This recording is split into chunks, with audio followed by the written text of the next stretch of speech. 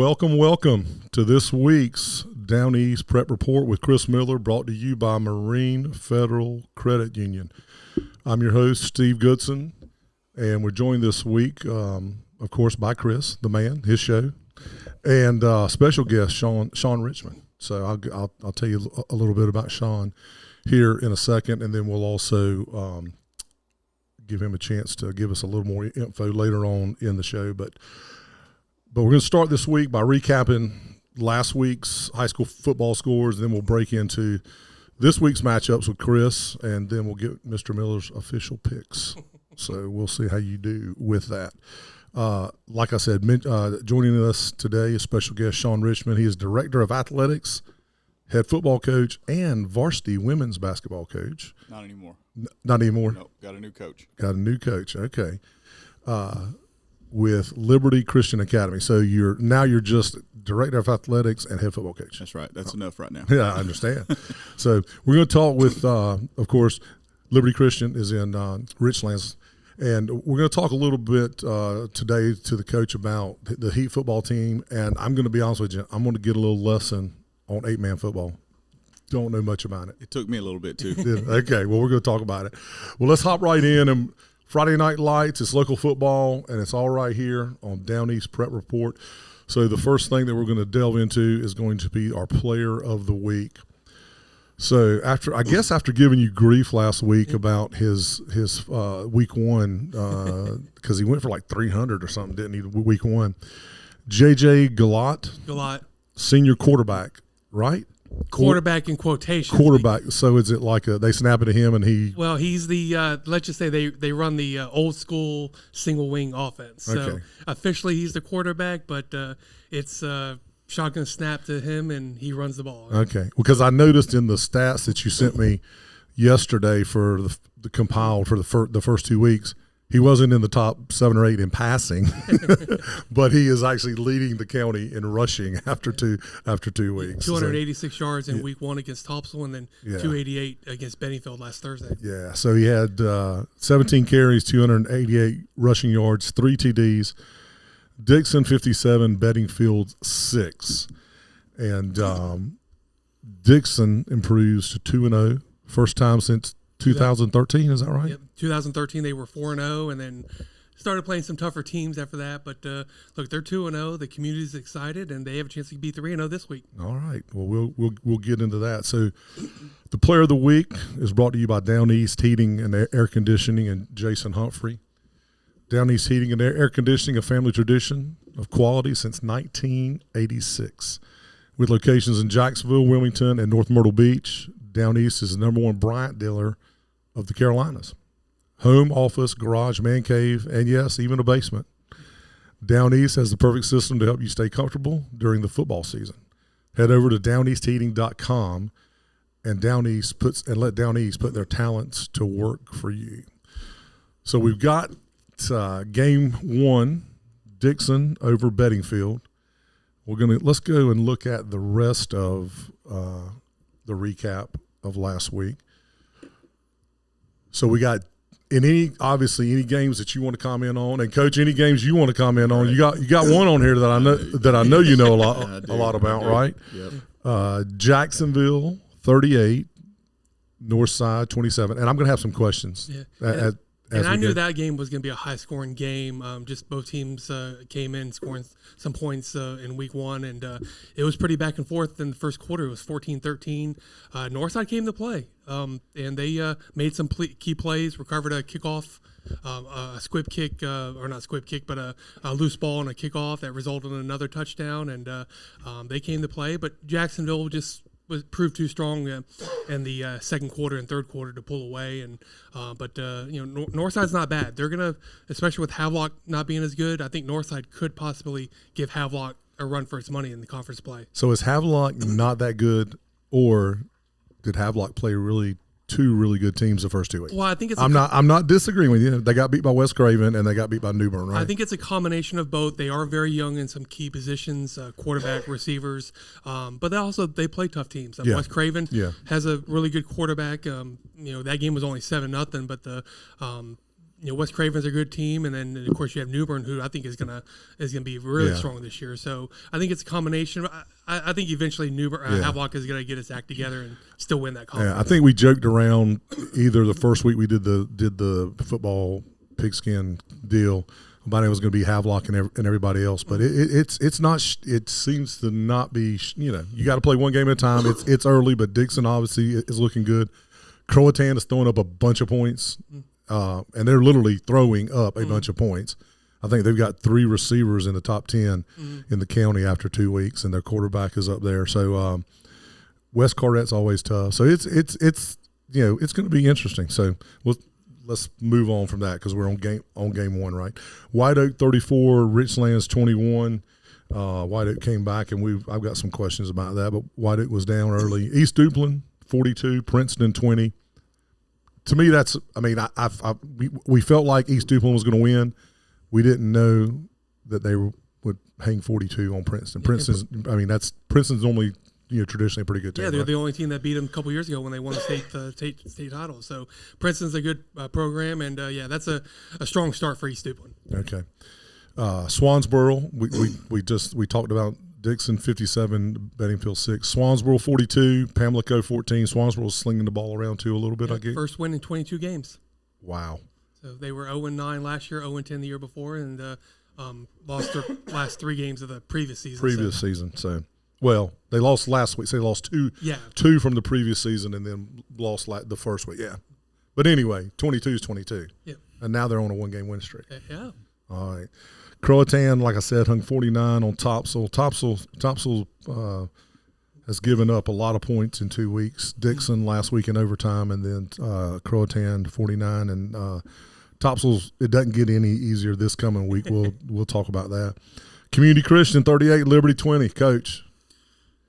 That game, we felt good going into the game. We knew Community is going to be our toughest opponent this year, but I don't like to say games come down to a few plays, but that game came down to a few plays. I think we outgained them on the ground. We didn't throw as well as we did game 1, but we outrushed them. We had a special teams recovery in the end zone. For a touchdown, right? For a touchdown. That's nice. Nice. It was a bad snap on their part, and we just hustled after it and got it in the end zone. We got glimpses of stuff, but it's slowly coming together. In that game, our first 2 weeks, we've played 241 plays, and I think 7 plays out of 241 have cost us 2 games.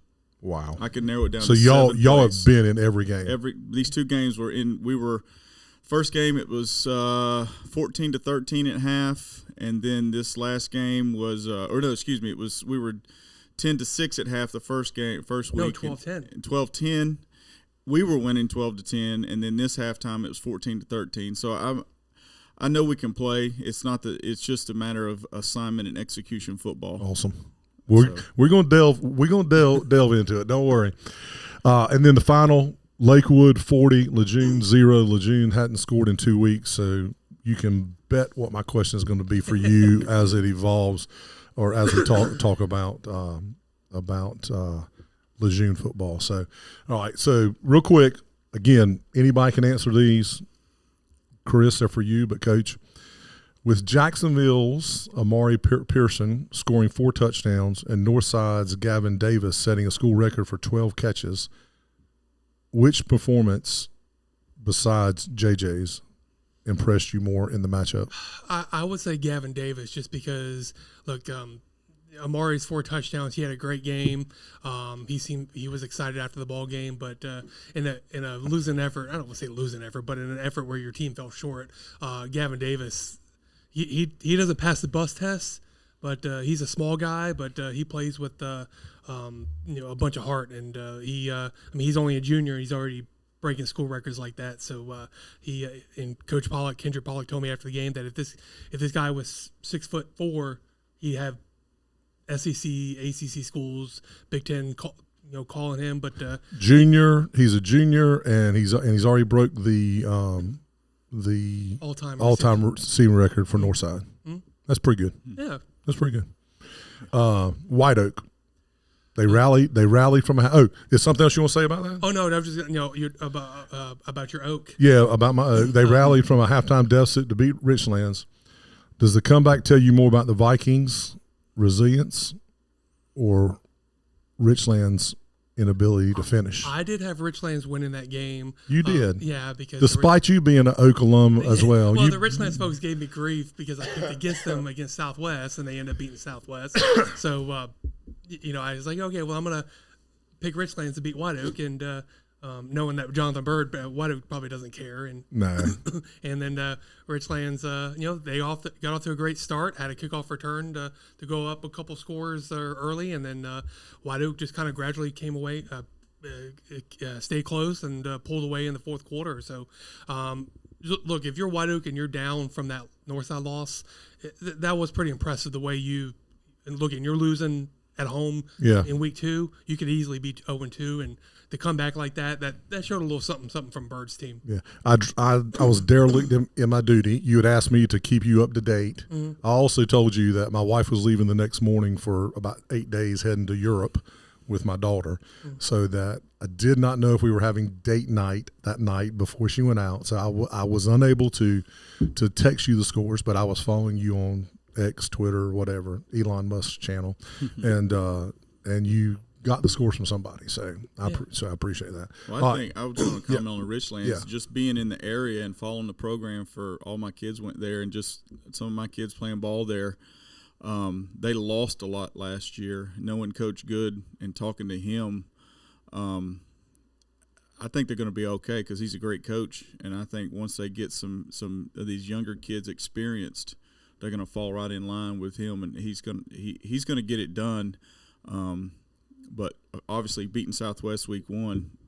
Yeah, that was used a good way because they've got another challenge this week. They do. They've got a challenge. I think once he gets settled in and he as the head coach can find his niche, I think they're going to be just fine. That's awesome. That's good.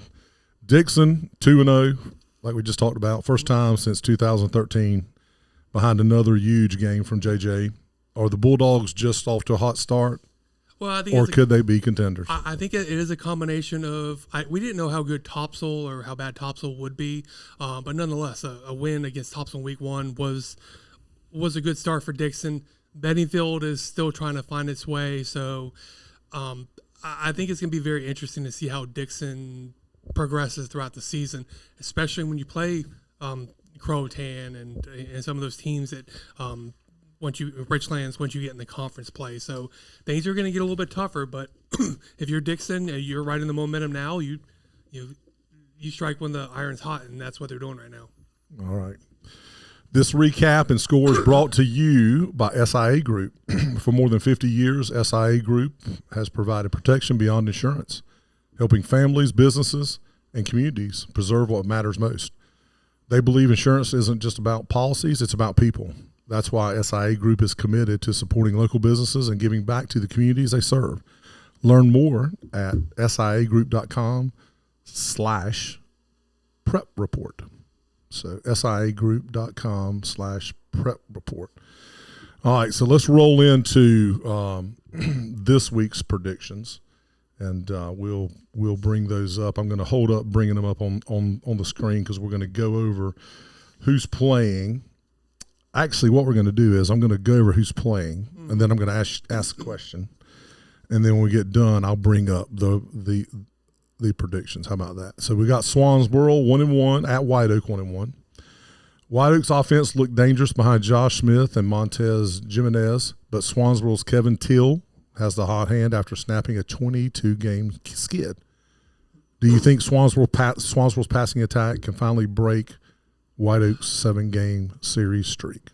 I think it's going to be competitive early, but I think White Oak is going to they're going to ride that momentum they had over last week, win over Richlands last week, and I think they're going to, it's not going to be a 49-0 game, but I think it's going to be White Oak's going to win comfortably by at least 2 touchdowns. Okay, Coach, anywhere you want to chime in, man, chime in. Gotcha. I agree with Chris. At Swansboro, they're excited with their win, but I think White Oak's just going to be too much in the end. They've just got too much steam rolling now, and White Oak is they didn't like that first week loss, so I think they're going to come out.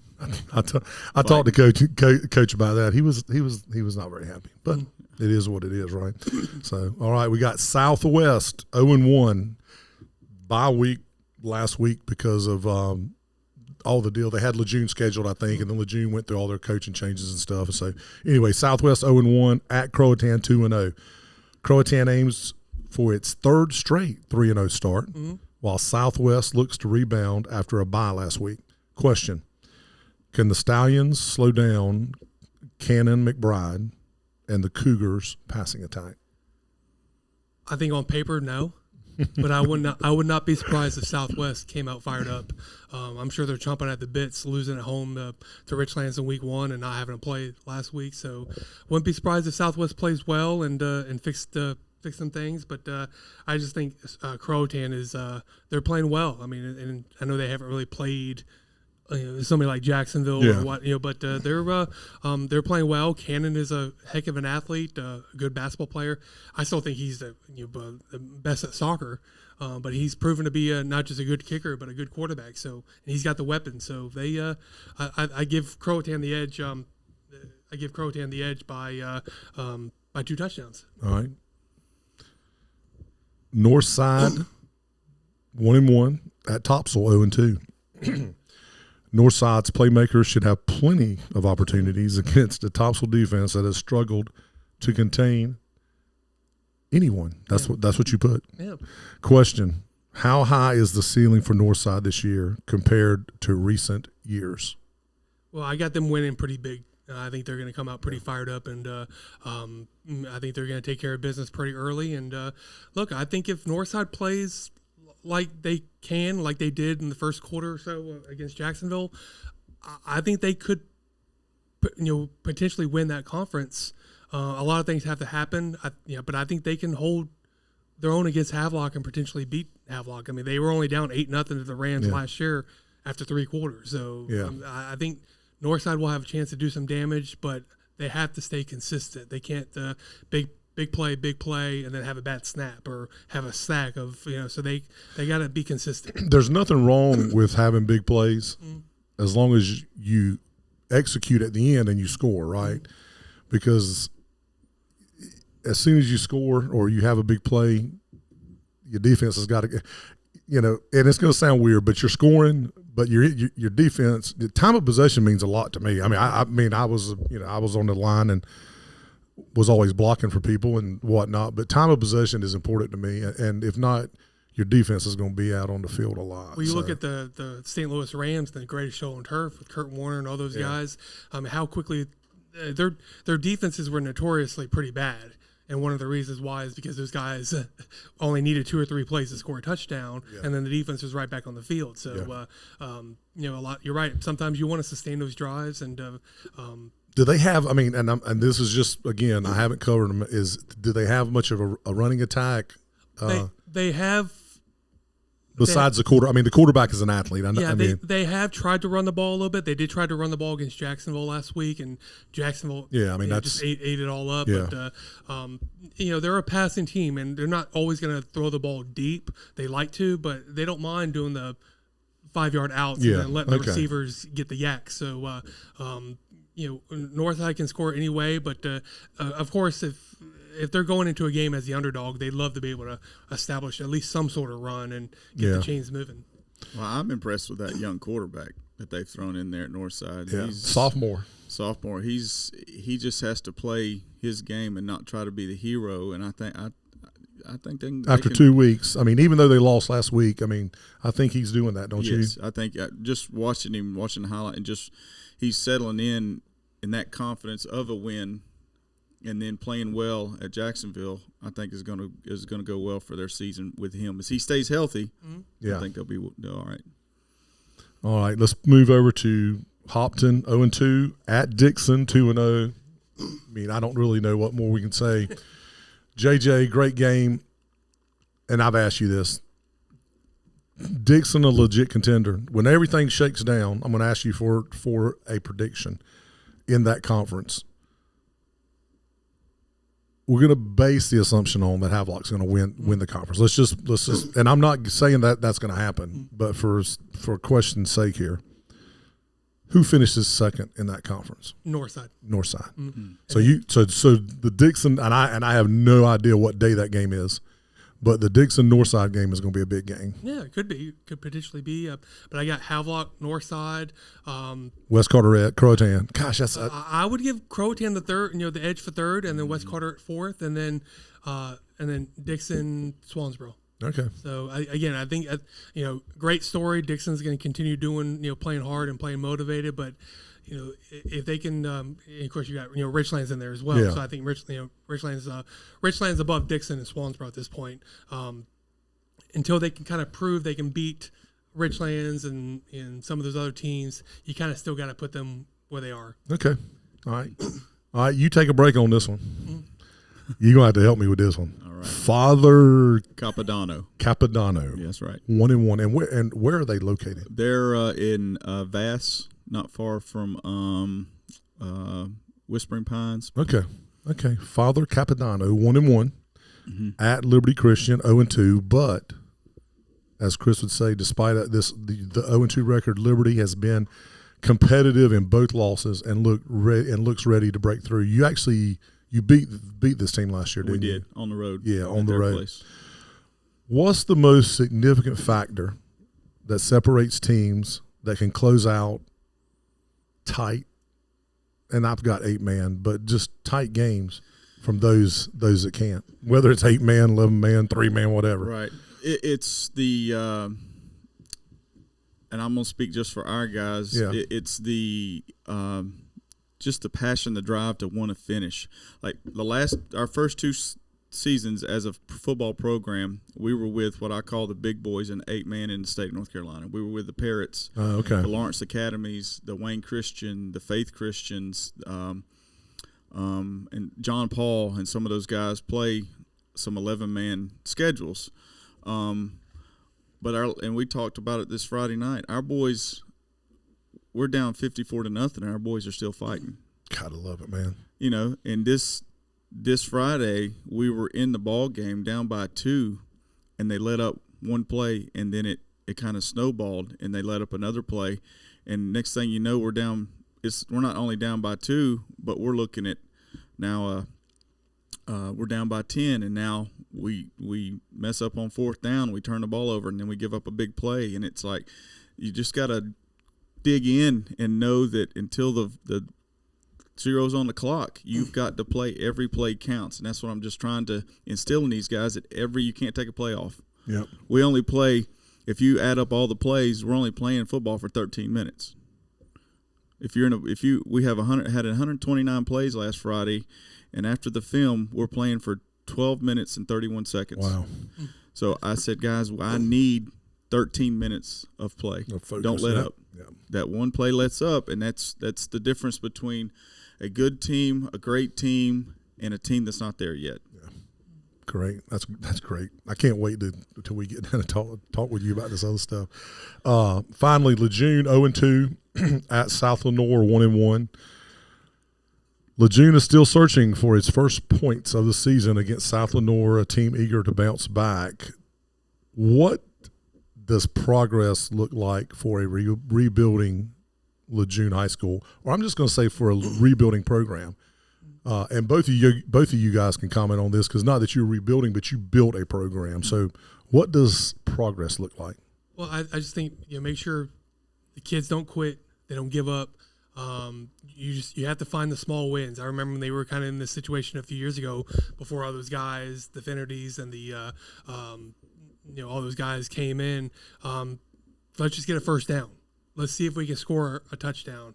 Let's see if we can get a couple stops. So I know it for somebody like Jacksonville and East Duplin, you're gonna scoff at those little wins, but for somebody like Lejeune, you're gonna. But and it's probably like, let's go out and win, and it may not even win this half. It may be let's go out and win this series. Let's go out and get some first downs, or let's try to build momentum. So when we were.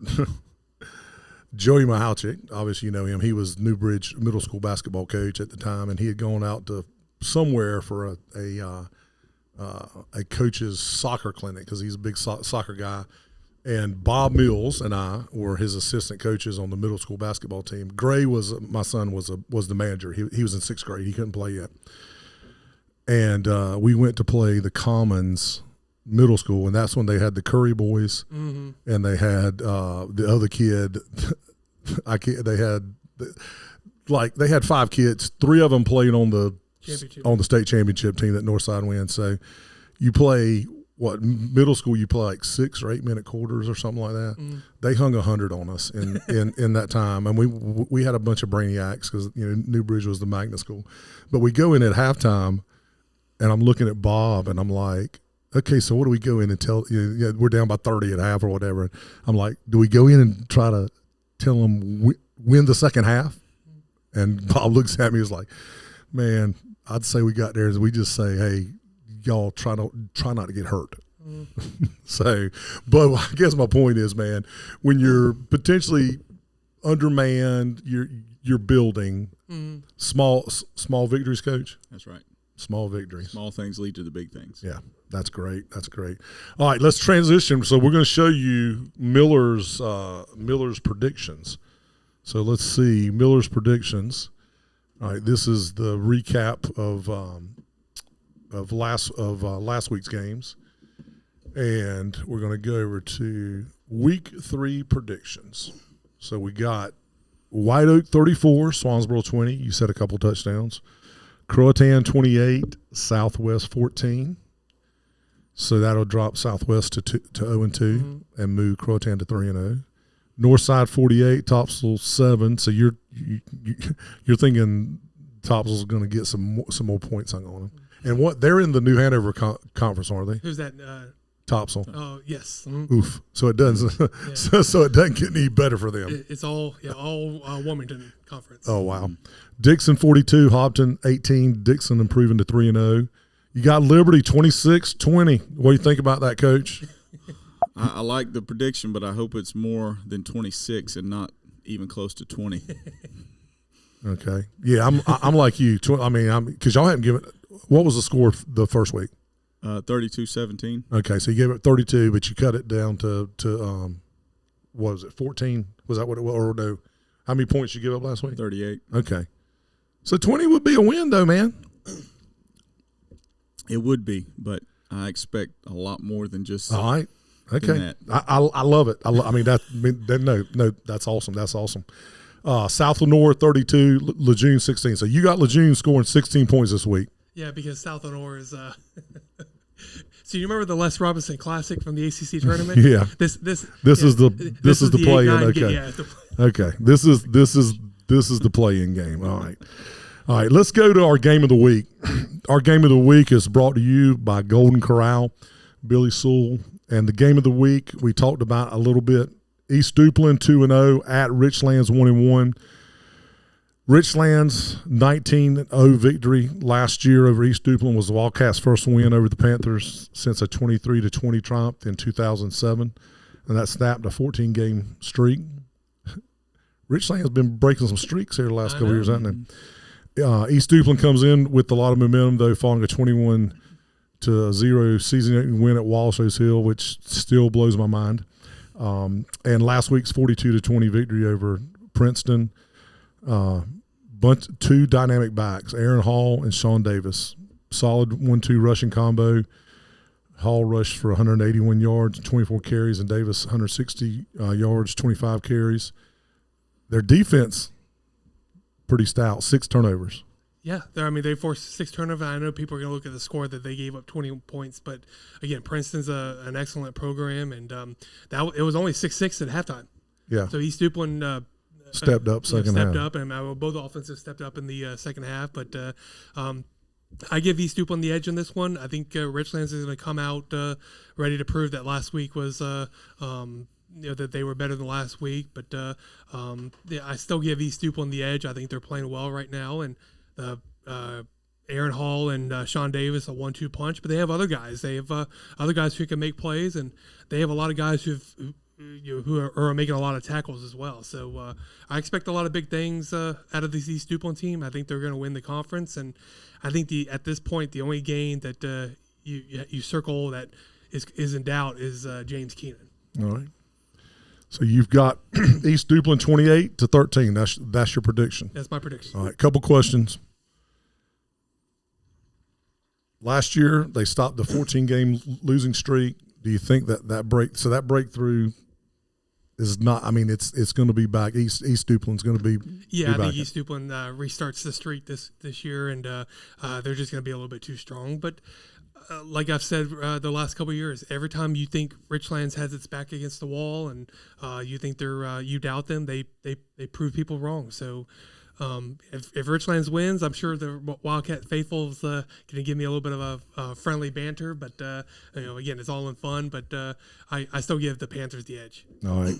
So with their pretty tough schedule, first two games, and East Duplin looking pretty good, does that give them the early shot as the conference favorite? That's the conference with Southwest and Clinton's back in that conference. Clinton had a burp year last year. Just all for whatever. So, or is it still too soon to tell for them? I still think you give East Duplin the edge in the conference. You just don't know how good Clinton is. I mean, they're still trying to rebuild. I think Southwest at this point is better than Southwest, and then you have the rest of the teams like Southernmore in the conference and Trask and Pender. So okay, I don't think many teams. I don't think Southwest will have too much trouble with those teams. Okay. So 28-13. Yeah. But that said, Battle Holly and his staff will make sure these kids stay focused. Stay focused. And, they will make sure they get on the kids harder in practice about the little things and to make sure they're not making those big mistakes during the game. All right. Game of the week brought to you by Golden Corral. Golden Corral, the only one for everyone. Dig into Golden Corral's famous buffet with mouth-watering wings and boneless wings in a variety of flavors. Save room for over 20 bakery and dessert selections, from chocolate and carrot cake to apple pie and their legendary banana pudding. I'm glad we ate just a little while ago. Start your morning with breakfast at 7:30, brunch at 10, and dinner featuring carved meats at 4. Seniors, you can enjoy the early buffet with a beverage at 1 p.m. Need to feed a crowd? They cater events from 10 to 1,000. Dine in, take out, drive through, or delivery. It's all at Golden Corral. Voted Jacksonville's #1 buffet 10 years running in the Daily News Best of the Best. Yeah, thanks for the shout out. Heck yeah. Call 910-455-3773 or visit goldencorral.com today. So, Billy, we appreciate that. We appreciate Golden Corral, and we appreciate them sponsoring this game of the week. Yeah, ran into Billy Sewell at the Jacksonville Northside game on last Friday. Did you? Told him we appreciate his help, and so Billy, thank you, and we'll see you at another ball game here soon. Absolutely. All right, now rapid fire. Both of you guys can get in on the rapid fire here, and I'm gonna move the camera to you guys. So here's the rapid fire. More rushing yards, East Duplin's Hall and Davis duo, or the entire Richlands offense? East Duplin. East Duplin. More touchdowns, Kevin Till's arm or Josh Smith's legs? Ooh, Josh Smith's legs. Yeah, I'd have to say his legs. His legs. Simple question. Can Southwest keep this game close against Croatan past halftime? Yes or no? Yes. No. No. Big number, or the bigger number, Topsail's total points, the total points that they score, or Northside's margin of victory? Ooh. What's going to be the bigger number? So if Topsail scores 7 and Northside scores 21, they won by 14, so that's the bigger number. So what do you think? I got Northside winning by 41. So your bigger number is Northside's margin of victory. Coach? I agree. You're using fuzzy math. So I know, dude. I'm sorry. I forgot you went to White Oak High School like I did. Does JJ – They do math over there? Yeah, on occasion, man. Does JJ top 250 yards rushing for a third straight game? Yes. Coach, what do you think? I think so. You think so? Who makes the difference, a bigger difference, in 8-man football? The defense or the offense? Offense. Offense. One player to watch Friday night. You tell me one player on Liberty to watch. Our running back, Daniel Canales. Daniel Canales. All right. Chris, you tell me one player to watch in the county. It can't be JJ. It can't be anybody that we've mentioned yet on here. So, to be honest, the player to watch, I would say the Richlands quarterback, okay. CJ the Bento, if I pronounce that right. He had a solid start in week 1 against Southwest. Threw the ball really well. I know they didn't have as much success in week 2, but if Richlands is going to have a chance, he's going to have to play well and complete some passes and give him that big play threat. Okay, awesome.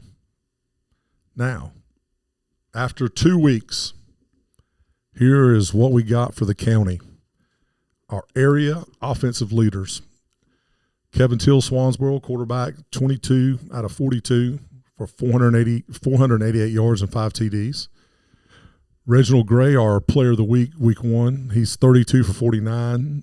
I didn't do percentages. That's a little bit outside my math range. For 419 yards and 6 touchdowns. McBride from Croatan, he's thrown 8 TDs for 323 yards. Anthony Washington from Jacksonville, he's only thrown the ball 18 times, completed 7 of them, 85 yards, and it drops off after the big three, doesn't it? And those Jacksonville stats are unofficial because their max preps only had week 1, so I had to add what I had. You had to add what your ass. Okay, so we'll work on that. We'll work on, especially if we're confirmed about next week. Bo Williams is supposed to be on the show next week. If we're confirmed, I'll get with him. And also, I did have to pull the boss card on that. I had to ask Miss Annie to. Did you? To rough them up a little bit. And I saw them Saturday, and I was getting Buffalo Wild Wings to come here to watch all the football, and they were going in, and I gave him a little grief. Then I'm like, hey man. And he was cool. We're cool. Josh Smith, White Oak, 8 for 17, 91 yards after 2 games. Rushing, we got J.J. Galat from Dixon, 42 carries, 574 yards, 6 TDs. Montez Jimenez, White Oak, 44 carries for 270 yards, 2 TDs. Amari Pearson, Jacksonville, 19 for 212 yards, 4 TDs. Josh Smith from White Oak, 21 for 210 yards, 2 TDs. So we know what White Oak likes to do. Aaron Hall, East Duplin, here he goes, 25 carries, 181 yards, 2 TDs. Amari Benton, Jacksonville, 171 yards, 3 TDs. Boucher, how do you say that? Boucher, like Bobby, like Bobby. Yeah. Okay. Andrew Boucher, Croatan, 169 yards and 4 TDs. Man, so 4 TDs and 8. So they've thrown up 12. Croatan's definitely, if you don't gamble on high school sports, but they definitely be going over every week. Okay. And then Sean Davis, the other East Duplin back, 160 yards and 2 TDs. Receiving, no surprise, Gavin Davis, Northside, 225 yards with 3 TDs. Nolan Armstrong, Swansboro, because they are slinging it around, 126 yards, 1 TD. And then we're getting into a pattern here. Caleb Tipton, Croatan, 85 yards, 2 TDs. Carmelo Beasley from Swansboro. He's only caught 1 TD, but he's gone 7 catches for 233 yards. My quick math tells me that's over 30 yards a catch. Mikael White, Northside, 79 yards and 1 TD. JP, it looks like broccoli, but Bockley, is that how you say it? I mean, I'm going to phonetically say it. From Croatan, 105 yards, 3 TDs. And then Riley Robinson, also Croatan, 2 TDs and 71 yards. So 3 of those guys are in the are with Croatan, 2 with Swansboro and 2 with Northside. Yep, so we get the Liberty leaders too. I was getting ready to bring it up. Coach Eddie Deptola, 13 for 27, passing for 304 yards. I mean, that's really, in high school, man, averaging 150 yards a game passing is pretty good. Mm-hmm. I mean, that's good. 2 TDs.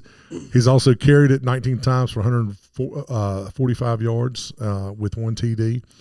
Daniel Canales, the kid you mentioned, 21 rushes, 112 yards. and a TD, and then Sawyer Smith, who I don't know Sawyer, but I used to be the chairman of the Jacksonville Sports Commission in my former lifetime, so I do know his dad, Scott. Yes.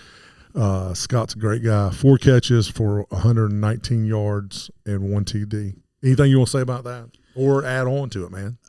Eddie, he's only a sophomore, and this is his first year starting at the varsity level, and so he's pleasantly surprised us.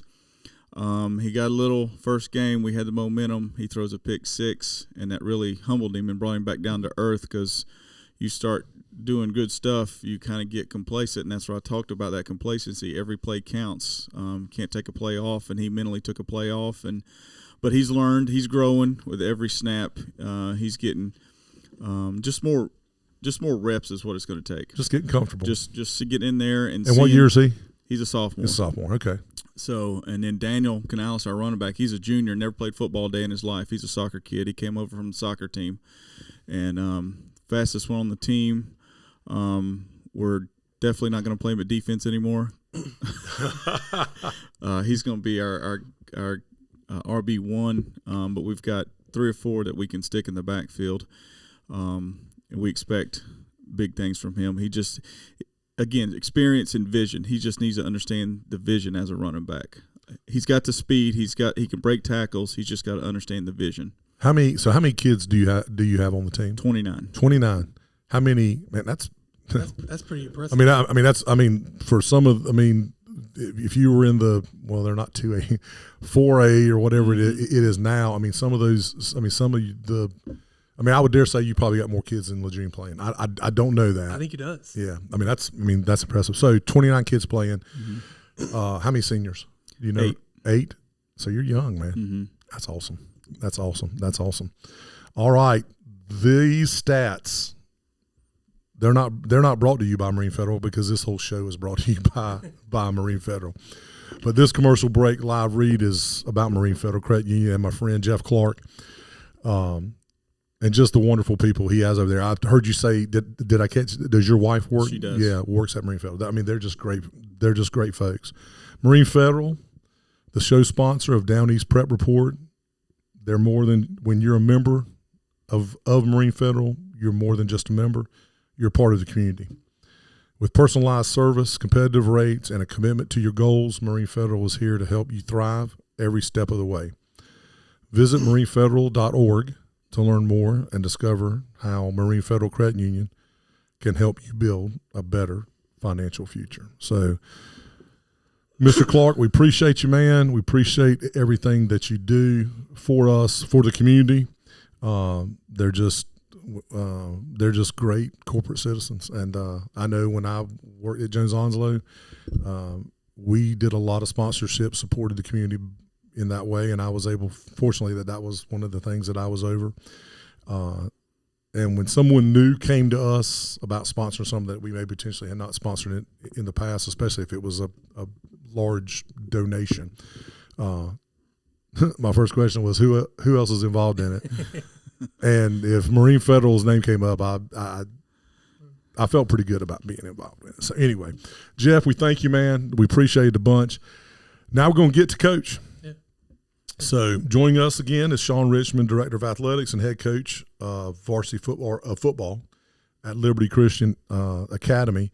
And I was going to read your bio, but what I think I'd rather have you do, man, before we get into the stuff about football, just tell me a little bit about Shawn. Tell me, about your family. Yeah, we actually had a great conversation beforehand. Your son-in-law, I used to work with him, but just tell me, Shawn. Tell me about Shawn and family. Well, retired from Marine Corps in 2014, so I'm a transplant North Carolinian. I married a local, so I wasn't going anywhere. She's born and raised in Jacksonville. Graduated from Jacksonville High School, and 91 is when she graduated, so I'm here for the long haul.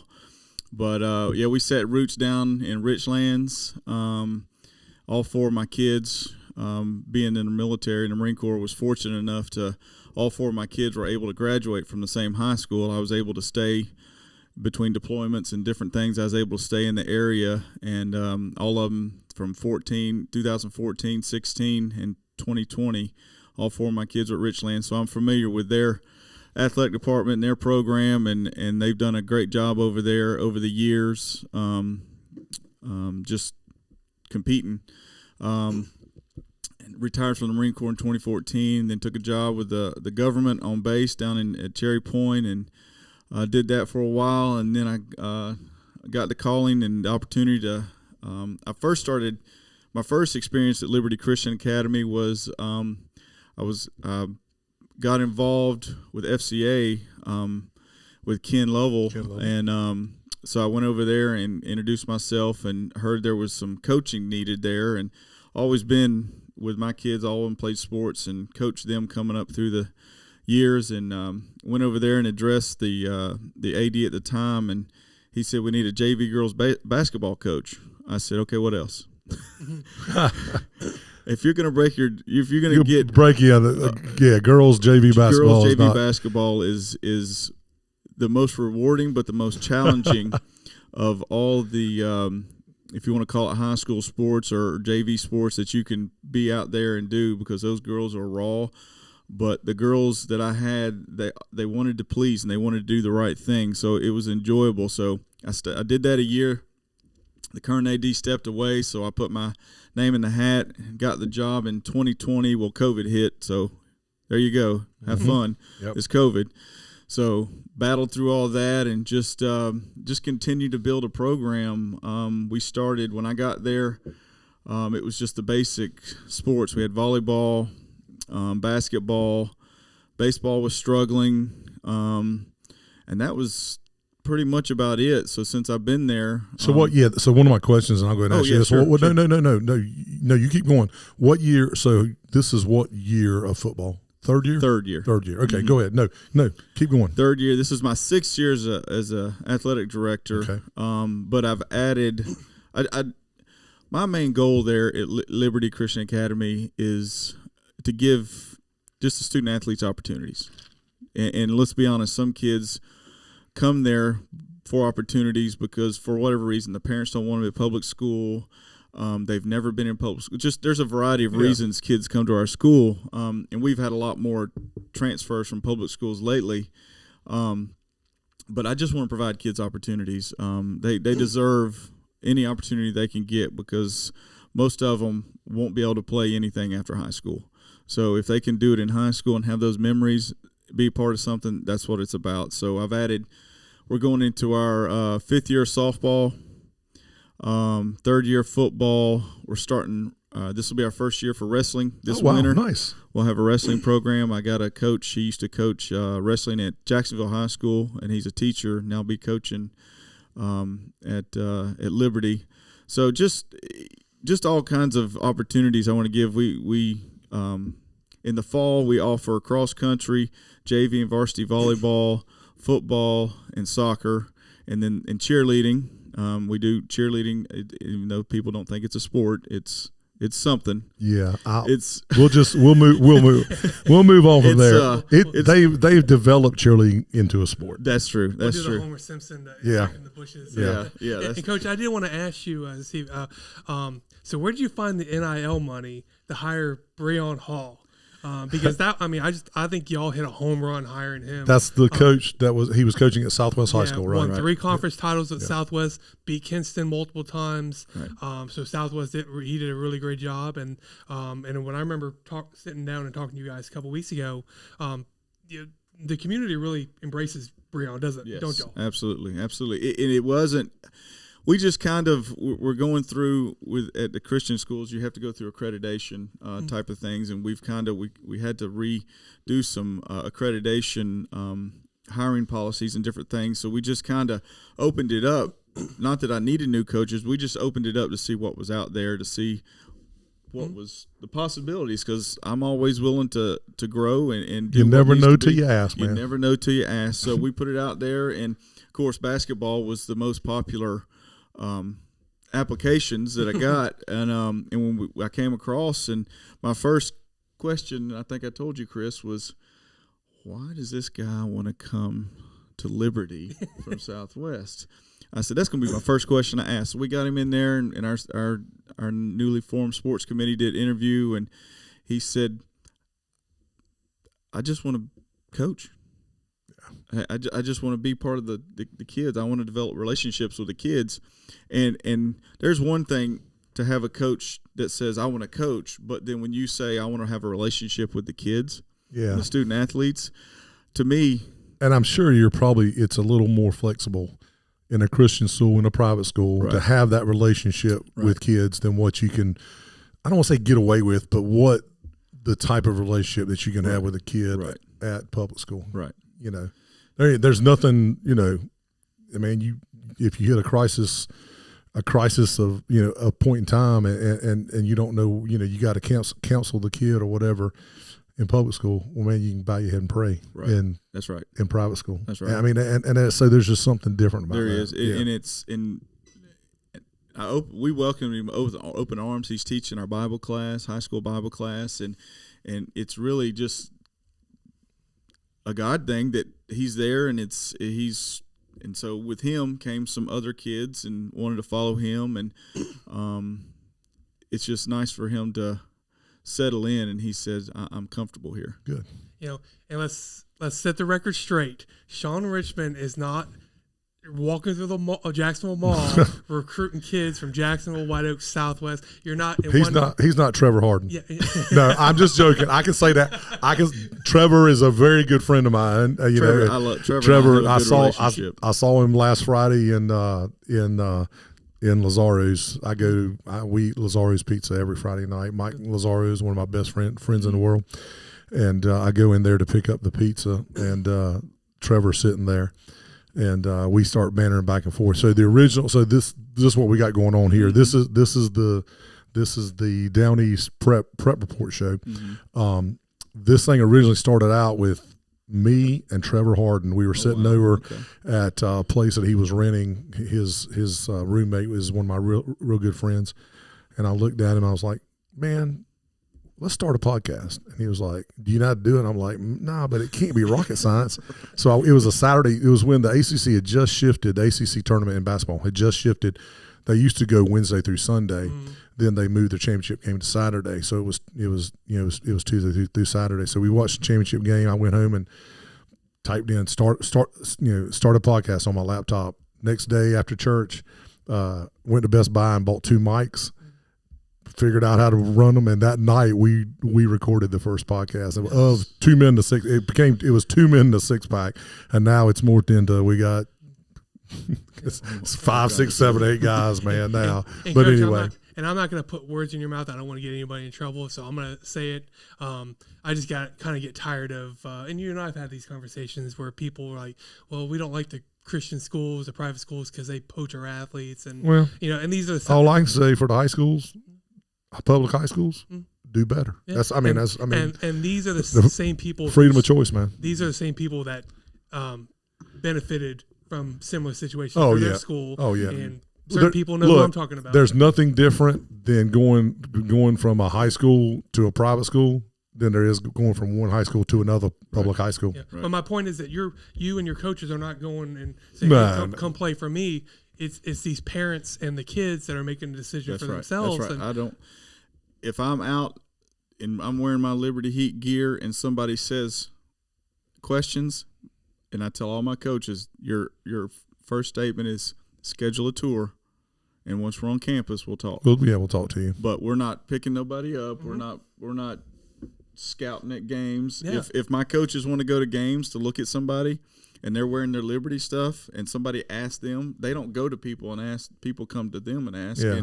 And if you go back to like 24/7 Sports or any of these other recruiting sites, especially basketball, it's been some in football, but basketball, the first 15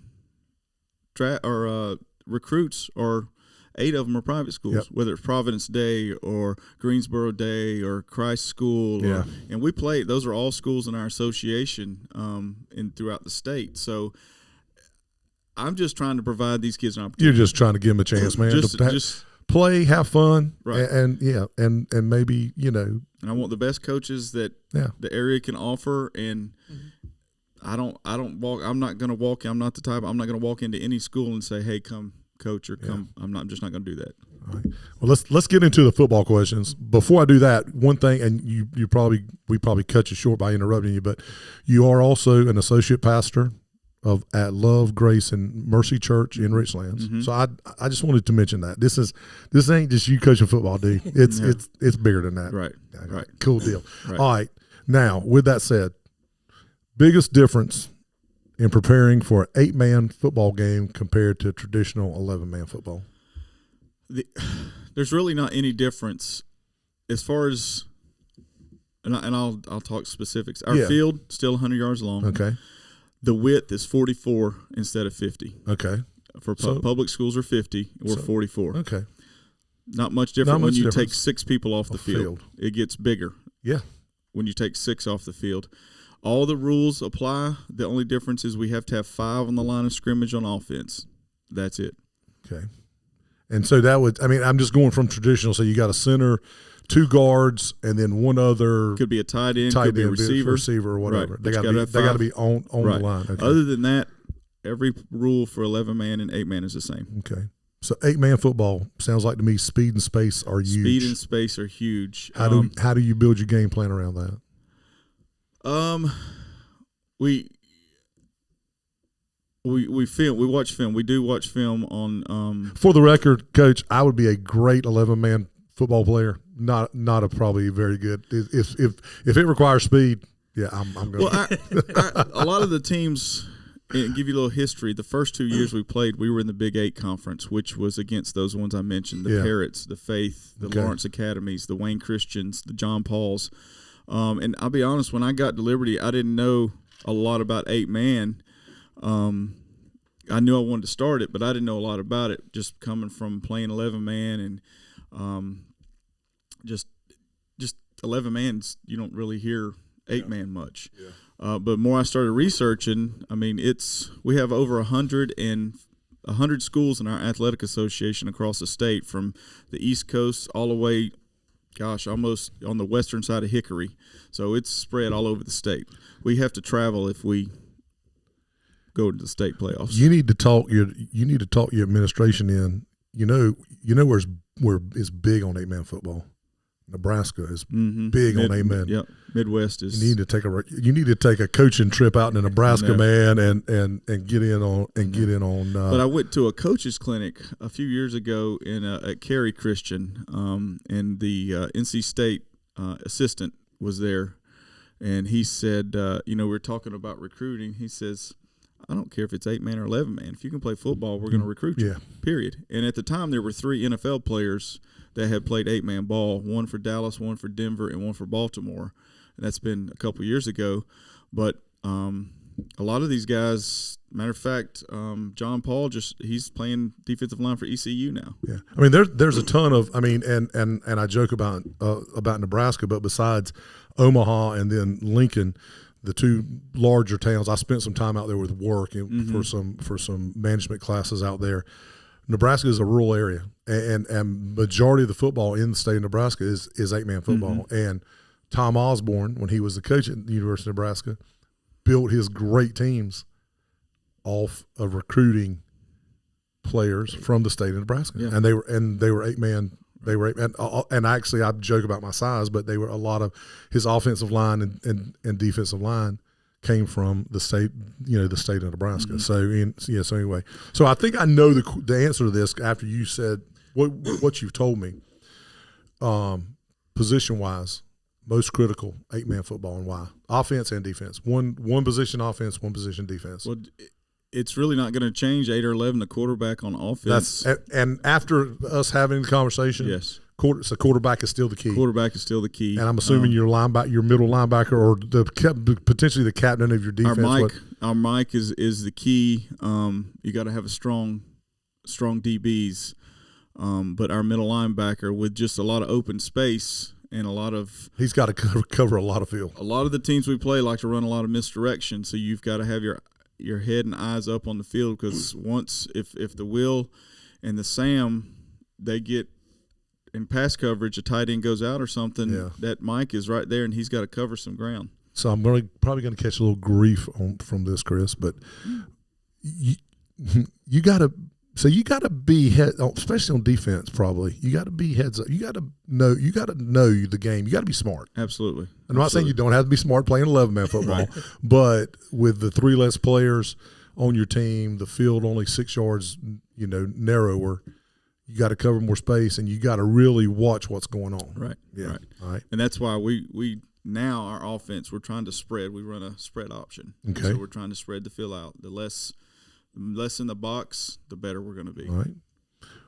Biggest misconception people have about 8-man football. That it's not really football. It's not really football. It's not. Yeah. But again, you come watch us play, and we're tackling. We're doing the exact same things that 11-man do. It's just now. Look, I'm not opposed to in years to come if we get big enough and our school grows like it has been. People have asked me, "Would you ever go to 11?" As soon as we get some 8-man years under our belts and we win some games and we get like you said, Lejeune. So what is that? So what would that look like from you from a playing standpoint? Would you look at trying to play Onslow County high school teams Well, then? there is private schools with 11-man leagues. Wayne Christian, Harold's Academy. We would have to travel to Raleigh. Okay. A lot of our games would be Raleigh area. But there are 2 divisions in our association that play 11-man, and there's probably 20-plus 11-man teams in private school in the state. Nice. So talk to me about this. This is an interesting one here. Much like most of the athletics, obviously. So you've already got Richlands High School with a football team. So how's it been building support within the community during these past 3 years? Obviously, the folks whose kids are playing are going to be coming, and the parents and stuff like that. But talk about about the community embracing. You guys. My biggest challenge starting it was a culture. It's developing a football culture because it doesn't matter if it's 8 or 11. Football culture is a separate culture. Football culture, you can't compare it to basketball or baseball. Yeah. Football culture, Friday Night Lights, it's its own animal.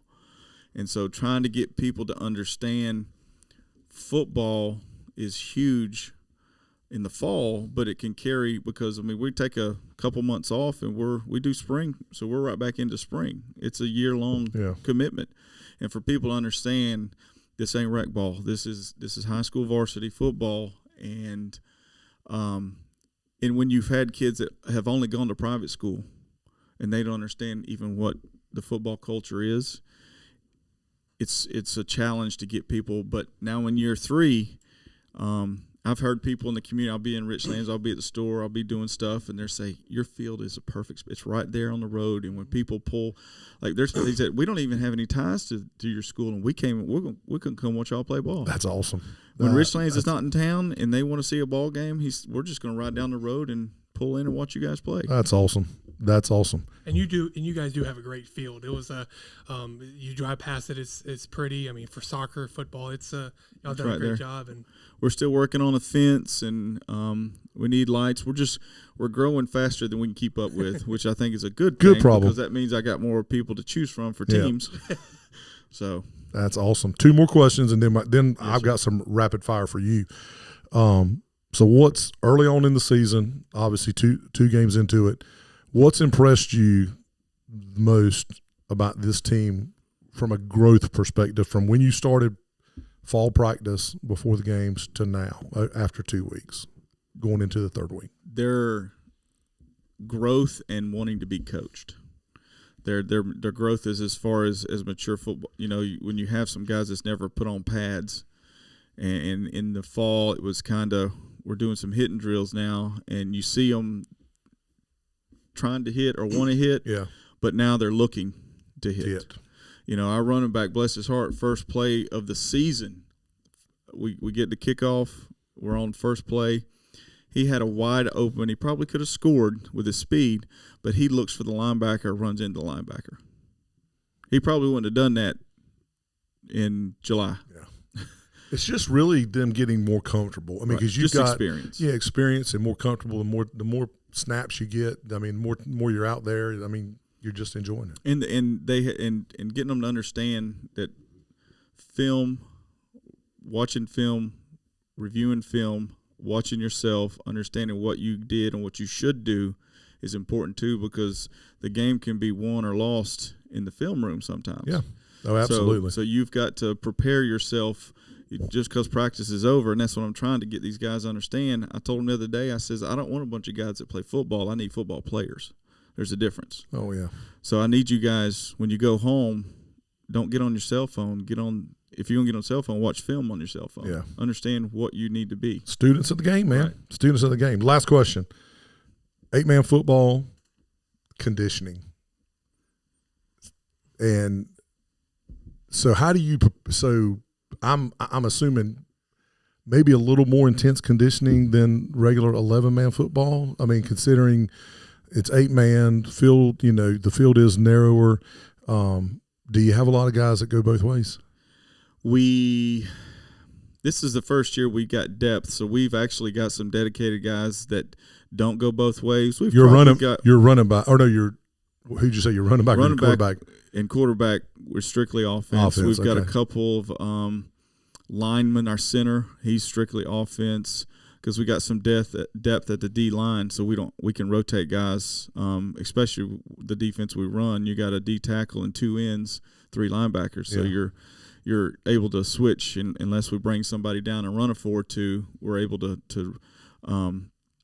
but for as far as conditioning, anything different than we start in the spring, and it's just we're getting our legs under us. Yeah, we're understanding. Then we get into the summer. We go to camp. We go to the FCA 7-on-7 camp, where we rub shoulders with the public schools, and we were very successful this year. And we get back and we just kind of work our way in, just like normal, helmet, shoulder pads, that type of thing. Yeah, I didn't know if there was any additional conditioning. Maybe the first year y'all had do you remember how many kids you had the first year? The first year we started with 20, and I think we finished That's with still good numbers, man. 18. Okay. And last year we started with 21 and finished with 19 or 29 now. Well, good. That's good. All right, rapid fire, Coach. Here we go. More fun to coach, offense or defense, in 8-man football? My OC would probably say offense, but my DC would say defense. But it's that mindset, right? It's that, it just what your specialty is. Bigger challenge: stopping the run or stopping the pass? The pass. Okay. Who's harder to replace, your quarterback or your middle linebacker? Middle linebacker. What's more dangerous in 8-man's, speed or size? I think we've answered that one. Speed. All right, this is a Jonathan Bird question. Go for 2 or kick the extra point? Well, now that we have a kicker, you're gonna kick it. We're gonna kick it. So you did. So this is the first year. You had a kicker. We've kicked our first game. We kicked a field goal and 2 extra points. So nice. If we're in the position and we need that guaranteed point, we're going to kick the extra point. All right. Might not be anything here, because after we've talked about this, toughest adjustment for a player coming in from 11-man to 8-man. Just realizing that there's you really have to play assignment ball, because there's not another guy that close to you that can make up for your mistake. Okay, good. Coach, this has been awesome, man. Yes, sir. I appreciate it. I really appreciate you coming and joining us. This has been great. Chris, any other questions for Coach? No, we didn't beat you up too bad, did you? No, I appreciate. I appreciate the opportunity, we're trying to get ourselves out on social media, and we're just trying to. Chris does a great job when my coaches send him the stats and the scores. Does a great job of getting us out there, but yeah, we're only 10 years as a school, and we're only 7 years in athletic program, so the sky's the limit. Oh man, y'all are. I mean, you got, like you said, you got problems, but the problems are good problems. Right. Yeah. Well, Coach, we appreciate it so much, man. We appreciate you coming and joining us. And listen, this special guest segment was brought to you by Moore Buick GMC. At Moore Buick GMC, it's more than just selling cars. It's about serving our community. Right here in Jacksonville, Charles Williamson and his folks are proud to support local schools, charities, and events while helping families find their perfect Buick or GMC to fit their lives. From a rugged GMC truck to a luxurious Buick SUV, You'll find a wide selection backed by friendly service you can trust. Whether you're buying, leasing, or servicing your vehicle, you'll always be treated like family. Moore Buick GMC, driven by community, powered by trust. Visit them today at their location on Western Boulevard in Jacksonville, or go online and see them at morebuickgmc.com. So we appreciate Moore Buick. We appreciate all the other sponsors. So, Mr. Miller, anything else before we wrap up? No, it's just it was another fun show. We've had some great guests. Had some great guests so far. New coach was going to shed some light on the inner workings of Liberty, and look, I went there a few weeks ago to talk to Breon about becoming a basketball coach, and just was really impressed by the vibe of the students and the little kids, and it's just they're doing some good stuff. They're doing good stuff. Coach, any closing comments? I appreciate you guys taking time to let me come on here, and just go Heat. All right, buddy. Sounds good. Well, listen, that's going to wrap up today's Down East Prep Report with Chris Miller. Again, it's brought to you by Marine Federal Credit Union. Again, a big, big, big thank you to Jeff Clark and his folks at Marine Federal. Big thanks to Coach Richmond for joining us today and coming in and teaching me a little bit about 8-man football, which honestly, he's taught me that there's not a big difference. And do me a favor, next time you talk to Jeff Clark, go up to him and say "Go Cowboys" and see what he says. Okay, I'll do that. Again, thank you so much, and thank our sponsor, Marine Federal, and we definitely want to thank our other sponsors, Down East Heating and Air, for the Player of the Week, Billy Sewell Game of the Week, and of course SIA and Moore Buick. And we'll be back next week.